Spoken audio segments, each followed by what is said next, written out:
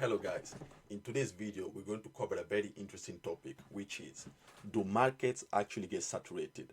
Newsflash, if you don't want to listen to the whole video, it's fine. I'll just give you the answer straight away. They don't get saturated. What actually gets saturated is your offer.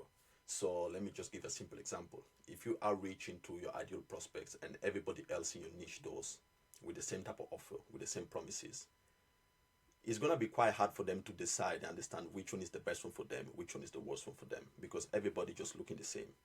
And no, markets don't get saturated. So I got that off the bat. Then number two, I want to explain how I came up with this video. So 2 days ago, I was speaking to a business owner friend of mine, and he does websites and graphic designing. So he asked me, oh, can you just have a look at my offer? Because last year it used to work, but now I don't get clients all of a sudden. I was like, okay, fine, send it over. Then we just ended up having a chat, and I was like, this is worth me making a video about it, because maybe a lot of people, not maybe, I'm sure a lot of people do, because there's a lot of mistakes that he made that he wasn't aware of. So we're going to cover why markets don't get saturated, your offer do. We're going to cover his script, the problem that identifying his script, and I'm not going to give you the exact how we reframed it for him, but I'll give you like a way for you to think about it, to elaborate and do your own script. So I'll give you like a template. And understanding your business model and what type of outreach actually works out. Mistake number two that he did, we're going to cover it after, but that was quite interesting. And magnets to get started. So first of all, as I already said, markets don't get saturated. Like, there's too many people in the niche for you to even consider they get saturated, but you offer you. If everybody's outreaching, promising the same results or promising the same type of services, it's a sticky one. Then in your offer, you should only talk about the end outcome desired. So let's jump straight into his script. So he started like, hey, I am, then he described his name. And he said, I offer a range of graphic design services with years of experience in the industry and a passion for delivering exceptional results. I am confident in my ability to meet all your design needs. Whenever you're looking for a one-time solution or ongoing support, I'm here to help. I take pride in my attention to details and customer satisfaction, and I always go above and beyond to ensure the clients are completely satisfied with the work I provide, and blah, blah, blah. You can read it. The number one issue that I identified is there is not a specific outcome. Like he said, what he does. But what you do doesn't really, you need to look at it from the point of view of who you're trying to outreach to. So he's looking for people who need their website done. Problem number one. If you already have a website, it's going to be quite hard for you to get another website done unless they convince you that the new website is going to give you what you actually needed. And that's why you got the website to start with. So we need to get to the what did they need. So in this case, let's say he's working with e-commerces. So what does an e-commerce owner need? Sales, more clients coming through, and sales. So the first thing that he's supposed to lead on in this example is not what he does, but what he can do for them. And by understanding where, in what type of niche they operate and what they're actually looking for, you can leverage that and just talk about the end outcome.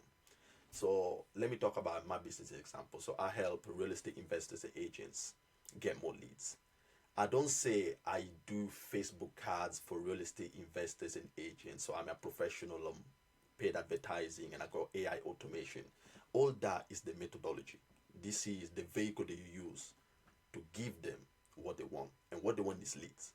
So in my outreach, I go straight to the point where I can get you leads because I know that's what you want. And if they're interested, then after that, we can talk about how I'm going to do it for them. But there's no point in you describing the whole procedure or this is what I do and this and this and this. You just describe the features. You don't need to describe the features. Describe the end outcome. If it's for e-commerces, then it's sales. If it's for roofers, then it leads. If it's for real estate investors or agents, they might need off-market deals. If you know they're looking just for off-market deals specifically, you just talk about, I can generate you X off-market deals in Y time. So that was number one. And number two, there is too much I. Like if you see I am, okay, I offer, okay, I am, okay, I'm here, I take pride, attention to details. If you look at it, like you need to step out your own self because what you might think is the right thing to say for them might not be the right thing that they like to read. example, I take pride in making the best websites. If I'm getting outreached, getting pitched about getting a new website, I already have a website. Okay, I might look and be like, okay, I already got a website. What would your new website do to me? If you don't specify that, it will get you. It will increase your conversion rate from 2.1 to 2.7. That's already something, because now you're talking tangibly. The outcome is that your new website will increase my current conversion rate. If your website is like, let's say, taking bookings because you do services, you don't sell products, okay, thanks to my website, you'll be able to generate X more bookings per month than the current website you're using because of. Then the because of, that's a whole nother conversation for after. The because of only works out after they're interested on what you can do for them. And there's too many eyes and not enough views. Whenever you talking to your ideal client, you need to not like them. I don't know the right specific word, but it has to be more about what you can do for them, not what you do. It has to be more about them, about 80% them and 20% you. But in this case, all I see is about 90% him and then 10% his ideal client. Now, when I was talking to him, I just gave him like a framework example. And let's say you're trying to do this and you're email marketing. You do email marketing for e-commerces. I'll be like, fine. So I will lead by talking about the desired outcome, which is more money, more sales. So the intro of the letter of the outreach script has to be, I can help you get more X. So that's like level one. So there's levels to this. And on level one, you have to talk about, lead by talking about how much your service can increase the sales. So I'll be like, okay, I can generate an extra 10,000 in sales every single month. Then cool. You haven't said how, but you said what you can do. And that's already an opener, good opener, because they see, am I actually looking for more? Yes, and I do need more sales. Then level two, you need to add a specific time frame in which the claim can be achieved. So if you just say, I can guarantee you an extra $10,000 in sales, you'll be like, okay, fine. To make it a level deeper, you need to talk about a time frame. I can do this every single month. That's already something. Or you can say, I can guarantee you an extra $15,000 in sales in the next 3 months. So now you're giving a timeline where they can be like, okay, so now it's talking objectively. It's not just imaginary from La La Land. Level 3, we need to add a case study. So in this case, it'd be like, I can add you an extra $15,000 in the next 3 months. I'm sure I can do this because I did the same for a company X, Y, and Z that works in your same X, Y, and Z. You understand?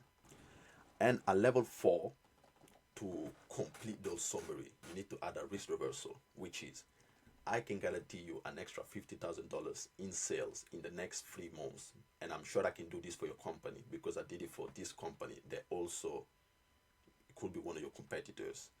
And if this was not to work out for you, we'll give you a full refund on how much you paid us.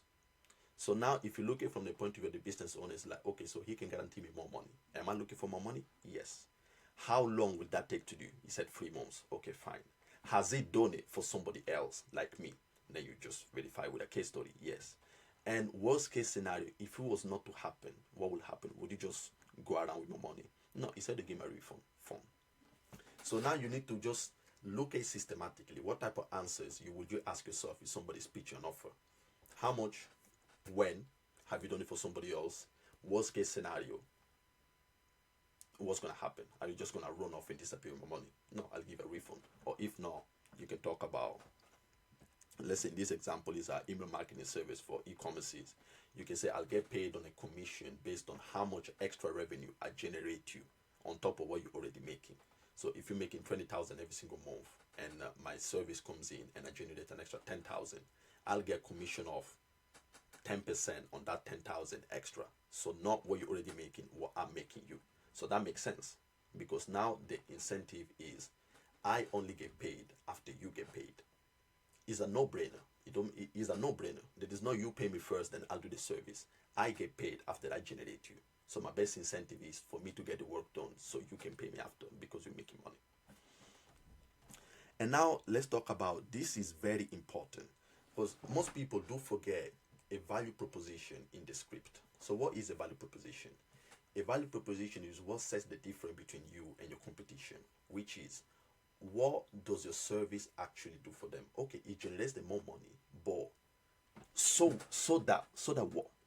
So in this case, is implementing a email marketing campaign. So retargeting most of the users they already have, and just by getting like extra sales. So why that type of service? So as I was saying before, you need to promise the outcome first, so it's money. Then you need to explain them the method on how you can do it. And when explaining the method, you need to give them the value proposition. They saw that. And in this case, we can use the value proposition of why email marketing instead of paid advertising or organic, so that you can save your money and not use it for ads, because ads are expensive if they want to do ads. So that you can save your time instead of hiring a content marketing agency that will do your organic content, so that you save your time. You understand? This is very important. So if you was to do a, let me apply for my scenario where I work with agents and investors, so that you save your time and you don't have to talk to unqualified leads, so that you can have a consistent flow of motivated leads every single month. So these are pains that they're already experiencing, because an agent with not consistent streamline of leads is quite frustrating, because you don't know how long, you don't know when you're going to get paid, you don't know how many leads you can convert every single month, you don't have a specific process. And my value proposition is so that they can have that. I hope this was quite clear. If you look at this is too much about him, less about what he can do for them, and that's why it wasn't working out. I gave you the framework on how to reason, how to think. I'm not giving you the fish. I'm teaching you how to fish. If I give you the fish, then everybody will just look at it. Everybody will just copy and paste, and then boom, the offer will get saturated. But you can just base this. You can just use this framework and elaborate and change your current offer to make it more appealing. Now, number two, you need to understand your business model you're currently in. Because one thing that I thought about after conversation with him is, okay, you're providing websites, right? But now the problem with a website is, if somebody already has a website, you need to give them a valid reason for them to hire you to make a new website. You can do that, absolutely. But mainly, when somebody needs a website, it's because they need it. You can't really outreach to them straight away, sending them, I can provide a website, if you understand what I mean. So if you need something like a website, you just Google it, be like, okay, who can do me a website? So the best methods that he can use is like getting people to come to him by providing like content, by showcasing people the type of website that he does. It's not really outreaching directly to people. But in my case, so I do lead gen for agents and investors. In my case, I can always outreach to agents and investors, because what I'm providing is a service that they're always looking for, which is more clients. They operate by having more clients. So it's quite a tricky one. So you need to understand what your service actually does, and which one is the best way for you to outreach to your clients. If it's a website like doing content, so content just showcasing your abilities to create websites.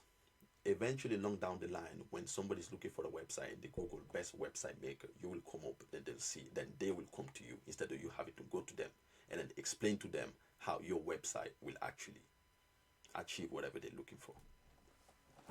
Now, the last thing I want to talk about is, okay, so we went through the framework of how to create an offer, how to make the offer compelling, and do's and don'ts. Now, if you want to fast forward and actually get started even quicker with your prospects, the best thing you can do is give them something for free. So now I'll give you, not an analogy, I'll give you something to think about. When you go in high-end boutiques, like let's say Louis Vuitton, whenever somebody walks inside, they get greeted nicely. Then they get offered like a bottle of glass of champagne and everything. Being offered a glass of champagne from the mind of the whoever received the champagne, now they need to reciprocate in some way, because they got given something for free, so they must reciprocate something for free. If I say thank you, you must be like, no. If I give you something for free, you say thank you, right? The only reason why you say thank you is to reciprocate something that you got for free. So you feel like you must give something out. There's not a lot of things you can just get and not give back, except breathing. You just breathe in, breathe out. Brief is not the best example, but I hope you understand. So now let's apply that for business. If I was a email marketing agency for e-commerces and I do email marketing with Klaviyo, whatever you pronounce it, Klaviyo, the best way I can reach out to clients and actually get them started and get started with them is by providing them something for free, such as I can say, I will create your, what was my example? So I will create your free welcoming workflow in your website for free. If you're the e-commerce guy, you'll be like, okay, this guy said he can do this, can do that, can do that. Okay, fine. Do I want to work with him? I don't know yet. But he said he will give me this for free, so I can just see if it works out. And if it works out, we can talk about the actual service that he's providing. So by doing so, you gain a finger inside the door. And then if you prove yourself competent enough, you can just open a full door by selling the original service. But getting the door open is the hardest part. So that's why providing a free lead magnet, such as I will set up your free email welcoming in your website, is something as valuable as it gets. And you can apply this for mainly most B2B businesses. Let me try to think of another example. So if you do short form content for YouTube, instead of just pitching out to people, I can do this, I can do this, I can do that, I can do this for you, you get this, you get that. Just take the video, crop it, edit it, send it to them, be like, this is what I've done for you. If you like what you're seeing, we can talk about how I can do more of this for you. Obviously, it will involve more time, but the rate of return will just skyrocket. Instead of just pitching straight away, give them something for free. Then they'll feel compelled of giving you back something for free because you took your time to do this. And if what you did is actually good, here we go. Let me try to give you another example. So YouTube short form content. In my case, let me give you an example. I'm not actually saying what I do, but I can give you an example of what you could do if you work with, let's say, project managers or investors. You can reach out to them, email them, and just send them like a calculator. They will calculate the profit from a flip of a house with all the costs, such as the variables, asking price, the refurb, and everything. You give it out, just give it out for free. So put yourself in the mind of the prospect receiving that for free. Then you telling them, by the way, I can also help you generate more leads, so you can actually use this calculator to calculate how much profit you can make from a property. It'll be much easier for me to get that prospect into a call than just pitching him and saying, I can guarantee you 3 to 5 motivated leads every single month. So by using this framework, you will be therefore gain more leads. So what have we discussed today? Change your offer, less about you, more about them. Always talk about the desired outcome. But to talk about the desired outcome, you actually need to understand your prospect and know what they want. If you think they want X, but they actually want Y, then you keep on talking about X. You will never get them because you need to talk about Y. So do your market research. Then we talk about value proposition is so that, in my case, is so that you don't have to talk to unqualified leads, so that you don't have to spend your time on the phone still talking to unqualified leads, so that we can generate a consistent flow, motivated selling leads. If you're looking for selling leads or buy leads, you can have a consistent streamline of deals coming into you every single month, and you don't have to do anything. That's my so that. Then we spoke about understanding your type of business. For example, I'll give you another example for this one, just for a buy. In my case, both way works because I can outreach directly because my offer is always going to be in need for estate agents and investors. I can help them generate more leads, more deals. But at the same time, I can still create content, and eventually, if they're looking for this, they can find me. It can work both ways. So you need to actually dial down into this one and understand your business model. And last but not least, we spoke about lead magnets, how to increase your conversion rate, your reply rate. Give something out for free. As simple as. You just need to understand what, but once you understand it, give it out for free. Will it take you more time? Yes. But the more personalized it is, the better chances you have to actually get them on a call. So this is all for me. Stay tuned for next episode. Let me know if you wanna, let me know whatever next topic you wanna listen to, or you wanna hear me. And